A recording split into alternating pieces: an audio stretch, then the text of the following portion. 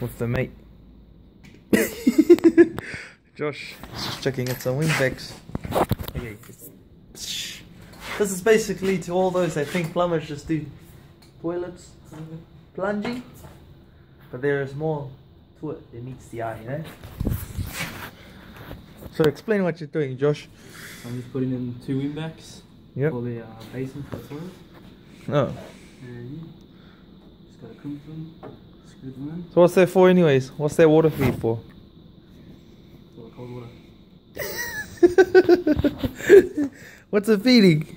What's it for? What's it for? What fixture?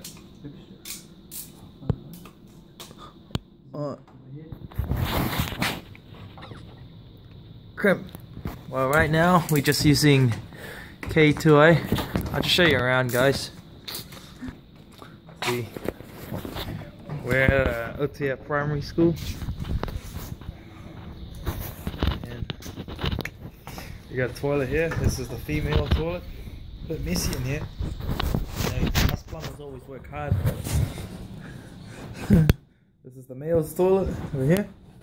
You got a toilet right there, another toilet, and right here is the basin.